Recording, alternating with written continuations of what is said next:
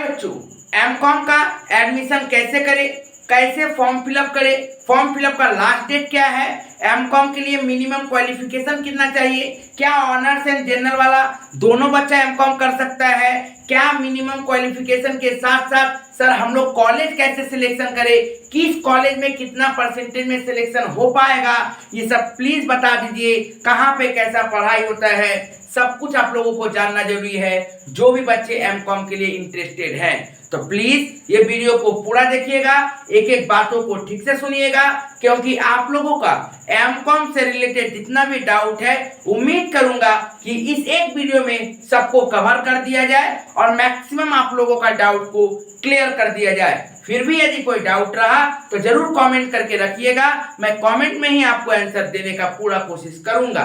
तो चलिए आप लोगों को मैं बता दूं कि ध्यान से, कलकत्ता यूनिवर्सिटी ने आप लोगों के लिए एमकॉम का न्यू एडमिशन के लिए फॉर्म फिलअप का डेट दे दी है, नोटिस पूरा बता दी है कि क्या कैसे मेंटेन करना है, मिनिमम क्वालिफिकेशन कितना चाहिए, कौन सा बच्चा फॉर्म भर सकता है, कौन नहीं भर सकता है और लास्ट डेट क्या है, सब कुछ बता दी है। तो प्लीज एक एक करके ठीक से सुनिएगा।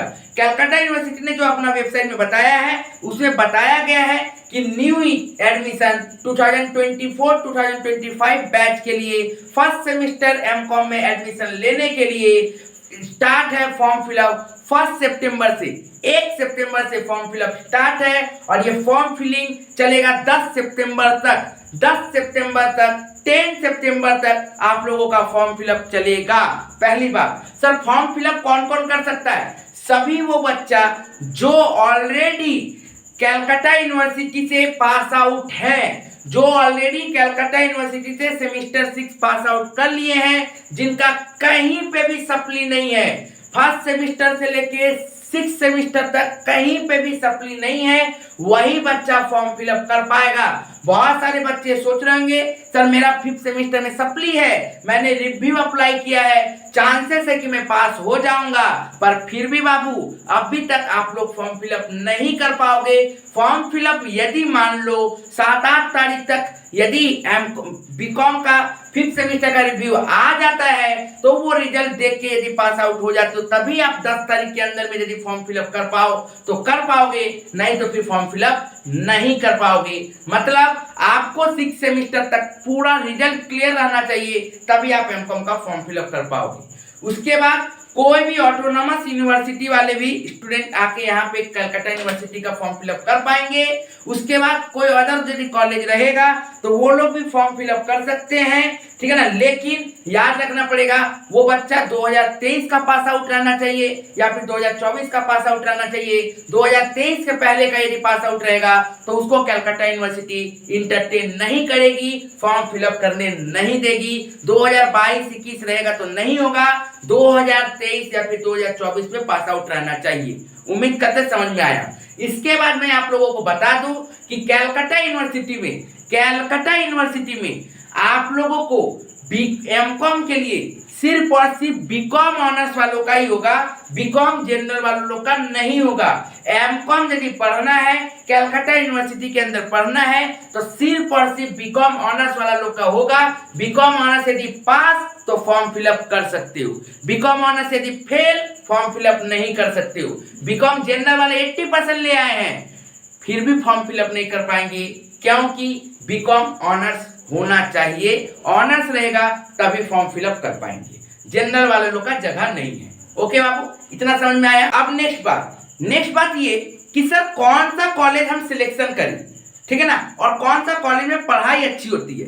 तो सबसे पहला बात मैं बता दूं, कलकत्ता यूनिवर्सिटी के अंदर में टोटल 8 कॉलेज है जो आप लोगों को एमकॉम कराएगी। उसमें 2 कॉलेज खुद कलकत्ता यूनिवर्सिटी का कैंपस है, तो 8 में से 2 तो वही लोग हैं, तो बचा 6 कॉलेज। अब सर कौन सा कॉलेज अच्छा है, मैं एक बात बताऊं, बीकॉम में बोला जाता है कि ये कॉलेज अच्छा नहीं है, ये कॉलेज खराब है, ये कॉलेज ऐसा है, वो कॉलेज ऐसा है, इसमें अटेंडेंस नहीं है, इसमें टीचर ठीक से फैकल्टी नहीं है, यहाँ पे अच्छा पढ़ाता है, यहाँ पे खराब पढ़ाता है, ऐसे तो सोचा जाता है, मेंटेलिटी होता है। लेकिन एमकॉम में मोटा मोटी आप जो भी कॉलेज में जाओ, ठीक है ना, सब जगह का पढ़ाई सही रहता है, सब जगह का प्रोफेसर सही गाइड करते हैं। तो एक चीज याद रखिएगा, ये बीकॉम नहीं है, ये एमकॉम है।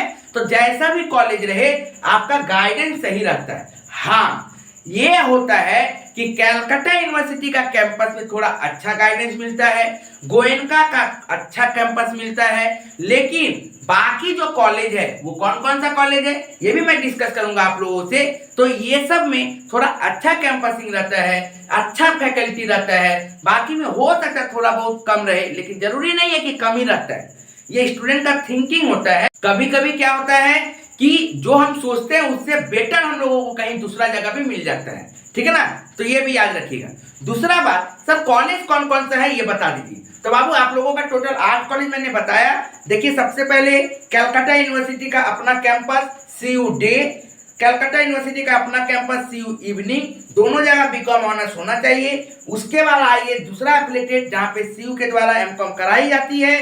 सबसे पहले गोयनका कॉलेज, उसके बाद विजय कृष्णा गर्ल्स कॉलेज, उसके बाद Naba Ballygunge Mahavidyalaya, next Netaji Nagar day college, next Shibpur Dinabandhu institution and Prafulla Chandra college. ये टोटल 8 कॉलेज है जहां पे आप लोगों को एमकॉम आप कलकत्ता यूनिवर्सिटी से कर सकते हो। लेकिन प्रॉब्लम ये है ना बाबू कि आप लोग यहाँ पे सिलेक्शन करोगे, सभी बच्चा सोचेगा कि कलकत्ता यूनिवर्सिटी का कैंपस में चल जाए, गोयनका में एडमिशन लिखा जाए, लेकिन प्रॉब्लम ये होता है कि सबका एडमिशन नहीं हो पाता है। वहां पे आप सोचोगे और आपका एडमिशन हो जाएगा, ऐसा नहीं है। याद रखिएगा, परसेंटेज का कटअप उठता है, वहां पे भी मेरिट लिस्ट उठता है, और वहां पे भी आप लोगों को ये डिसाइड नहीं कर पाओगे कि आप कहां पे जाओगे, क्योंकि वहां से आप लोगों को बोला जाएगा कि आप कौन सा कॉलेज में सिलेक्शन हो पा रहे हो, ठीक है ना। तो ये आपका चॉइस कम हो जाता है एमकॉम में, और चॉइस ज्यादा उधर हो जाता है, क्योंकि आपका परसेंटेज ऐसा रहेगा कि आप जो सोच के रखे हो उस तरह से ना भी हो, ठीक है ना।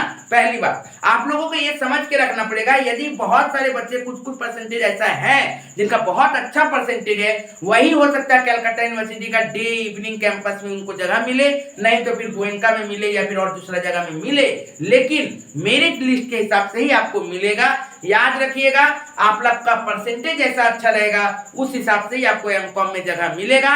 और याद रखिएगा, सभी बच्चे एमकॉम पास कर लिए ऑनर्स के साथ तो मेरा एडमिशन हो जाएगा, ऐसा जरूरी नहीं है। मिनिमम तो मिनिमम 70% मार्क्स आप सोच के चलिए, 65 to 70% मार्क्स मिनिमम सोच के चलिए कि तभी जाके मेरा एमकॉम में एडमिशन हो सकता है। ये मैं जनरल कैटेगरी में मैंने बोला है, एक्सपेक्टेड यही है। इससे यदि ज्यादा भी हो सकता है और कम होने का बहुत कम चांसेस है कि इससे कम में भी एडमिशन हो जाए, ठीक है ना। ये बात याद रखिएगा।